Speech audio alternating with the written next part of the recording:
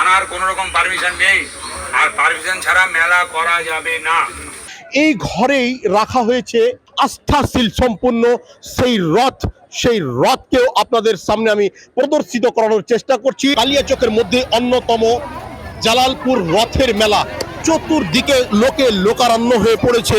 এখন এই গ্রাউন্ডটা সুস্থ এবং শান্তিপূর্ণভাবে মেলাটাকে উদযাপনের উদ্দেশ্যে প্রশাসনের পক্ষ থেকেও কিন্তু এসেছে যথেষ্ট সংখ্যক পুলিশ বাহিনী।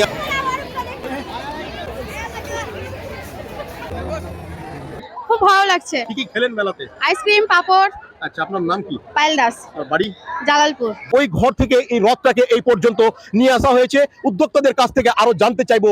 এখানে অনেক দিন থেকে মেলা বসতো, আজ যে কারণে হোক মেলাটাকে উঠানোর চেষ্টা নিয়েছে।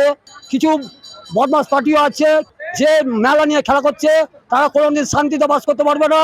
এ কথা বলে গেলাম আমি ব্রাহ্মণের বাচ্চা।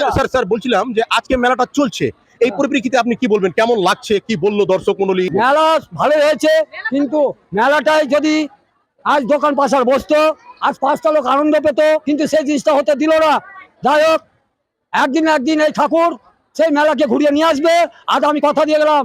ইনার কাছ থেকে এতটা কথা বলার পর জানতে পারলাম যে এই মেলাকে টিকিয়ে ধরে রাখার জন্য এখানকার লোকের যথেষ্ট একটা চাহিদা রয়েছে। পুরোহিত সাহেব আমাদেরকে জানিয়ে দিলেন যে কোনো মূল্যেই হোক আগামী দিনেও তিনারা এরকম ধরনের ঐতিহ্যবাহী মেলাকে কালিয়াচকের বুকে রাখবেন। এবং স্যার, আপনার নাম? আমার নাম সত্যজিৎ ভাদুরী। আপনি এখানে কি করছেন? আমি এখানকার পুরোহিত। ধন্যবাদ স্যার, ধন্যবাদ।